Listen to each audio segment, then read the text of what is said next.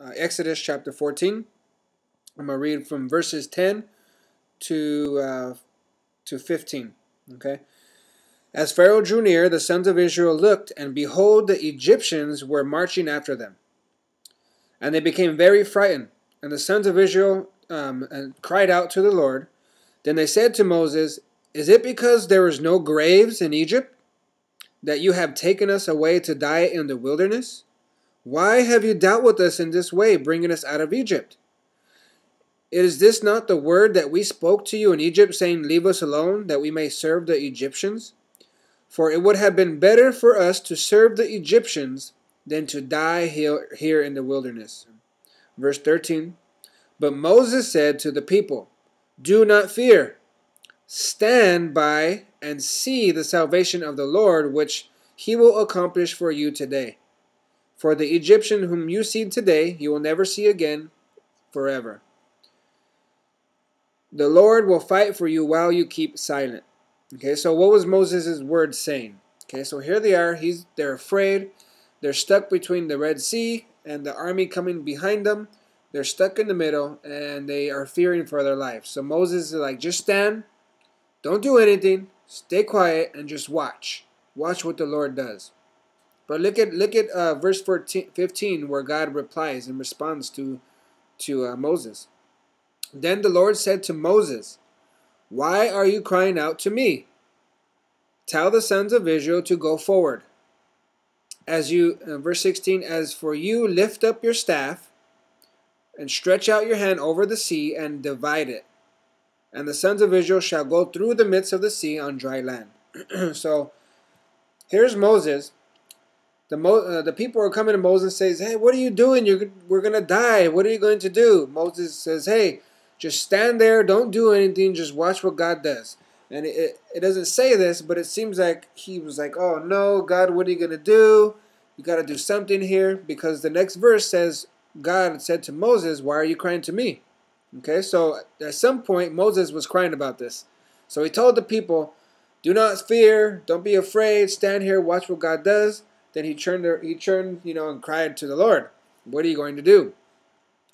But God's response is amazing. He says, "Why are you crying out to me?" Okay, because he was crying out. He was praying to God about the situation, right? And that's what we're supposed to do, right? If the enemy is coming against us and we're stuck, aren't we supposed to pray? Well, sometimes we're not.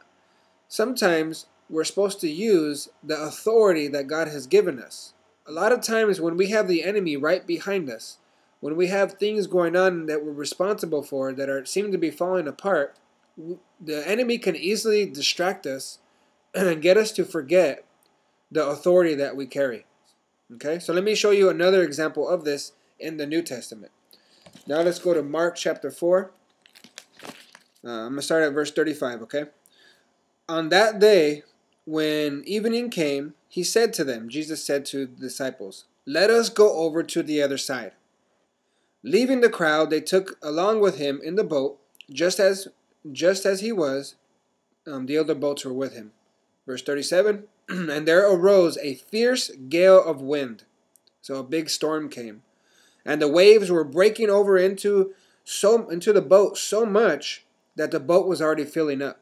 Verse 38, Jesus himself was in the stern doing what?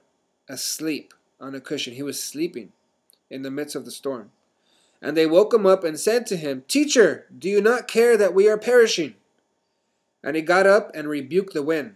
So Jesus woke up, got up, he rebuked the wind. This is what he said. He said, "Hush, be still." He said, "Peace, be still." He spoke to the storm. He spoke straight into the storm and said, "Peace, be still." And what happened? The wind died down and became perfectly calm. Verse 40, and he said to them, "Why are you still afraid? Do you still have no faith?" They became very much afraid and said to one another, "Who is this, that even the wind and the sea obey him?" So, what would you call talking to Jesus? Prayer, right? That's prayer. When you talk to Jesus, you're praying. So here, the disciples, okay, Jesus already gave them a word. He gave them his will, what they're going to do. He says, "Let us go to the other side.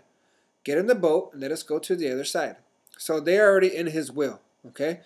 So don't think just because a storm comes in your life that you are outside of his will. It could be just the opposite.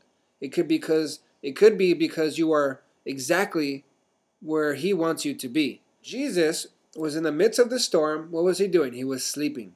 How can you sleep in the midst of a storm? Where water is coming in, splashing, the disciples' fears are just up and they must be freaking out, right? They must be praying, must be doing everything that they knew how to do, but it wasn't working, right? Because their life is at stake. So how can Jesus be sleeping in the midst of this storm?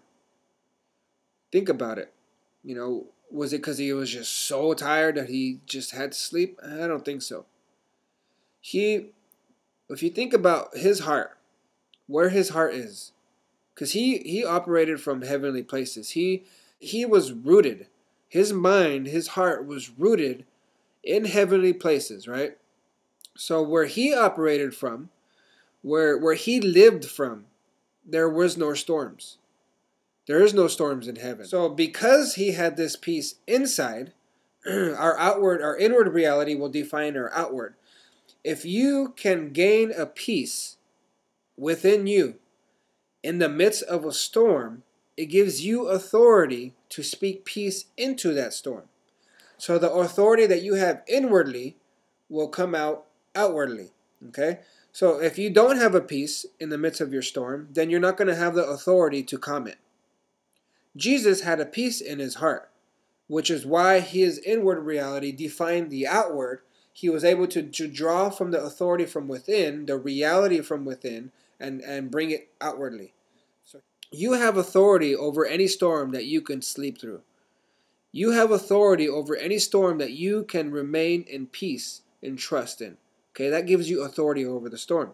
And then he says, he turned to them after they prayed to him, because remember, talking to him in his prayer, said, hey, don't you care that we're going to die? What are you going to do? He gets up, peace be still, turns to them and says, you're still afraid? Where is your faith? This reminds me of the with Exodus and Moses. The same thing. He's like, hey, why aren't you calming the storm? Where is your authority? Did you forget about your staff, your authority that you have, right? Why don't you calm the storm? A lot of times we cry out in prayer to God to save us from something when he is just waiting for us to do something. I'm not saying this is the truth all the time, but many times he is waiting for you to use your staff. He's waiting for you to use your authority to bring peace over the storm. Amen? If you look at it, if you go to the next chapter in chapter 5, you'll see that once they finally got to the other side, they came to this man who was demonically enslaved by hundreds of demons. Okay? This guy was in the tombs. They would try to shackle him, and he would just break them because he had supernatural strength. He would hit himself. He would be screaming. It was very demonic, and it brought a darkness over that whole region. Everybody knew who this guy was. So when Jesus comes and the disciples, they come to the boat, this man sees Jesus, runs up to him, falls on his face. And these demons are afraid, right? They're afraid. They're like, oh, you came to punish us before your time. Please don't punish us. Don't torment us. And they asked him to send them into the swine. And Jesus gave him permission. Because why were these Jews raising pig anyways, right? It's not kosher. So there's something up with that. So once they saw their pigs floating in the water dead, the region didn't like that. They said, you guys need to leave. This man who Jesus freed from all these demons, because he says that he was there clothed and in his right mind. So he was delivered. He was healed. So he wanted to go with Jesus.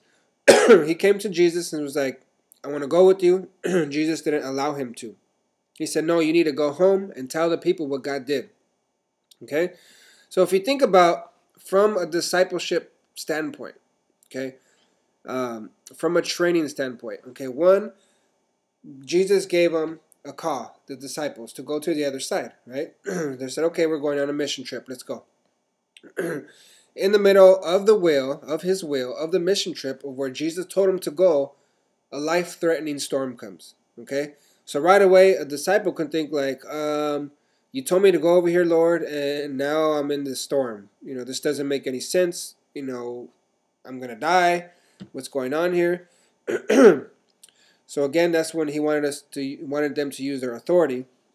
So now when they get to the other side, now they get greeted by this demonic guy, right? And so they're like, oh, geez. Jesus frees him. Now the city wants them to leave.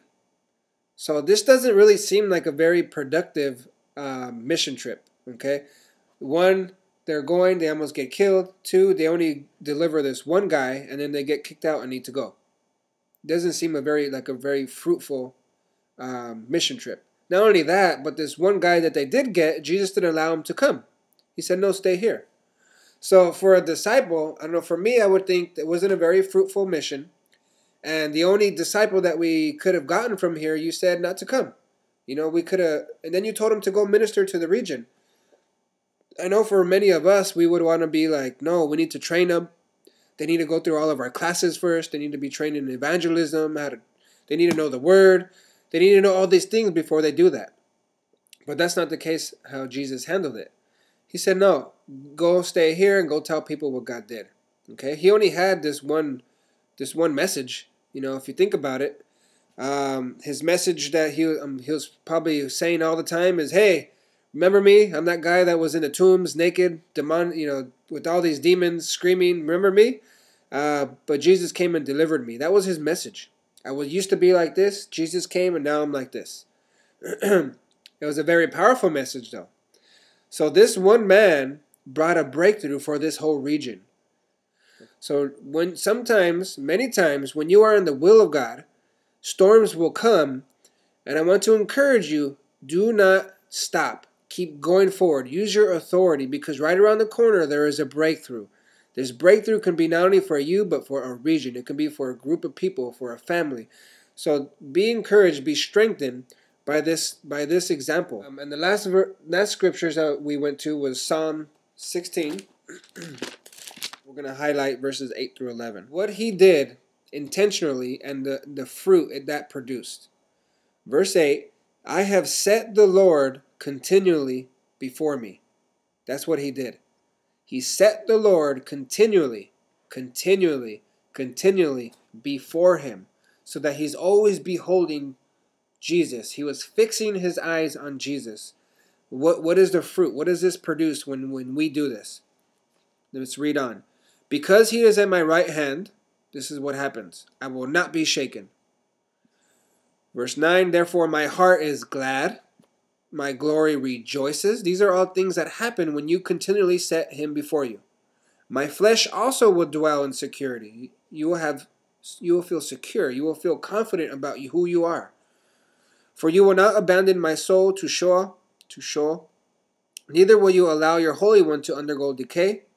Verse 11, you will make known to me the path of life, where I'm supposed to go, where I'm going to get life from. In your presence is the fullness of joy. In his presence is the fullness of joy. In your right hand there are pleasures forever. This is how you're going to be reminded of the authority when you're in the struggle. Because like in Exodus, Moses forgot about the staff, the authority that he had, the tools that he was given to fulfill what he was told to do.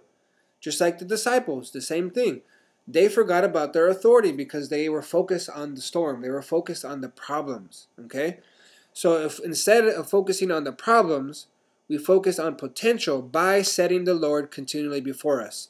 And that will strengthen us in our inner man. It will remind us of the tools and the authority that we have to gain breakthrough over the problem that we have. Okay? So be encouraged. Continually set the Lord before you.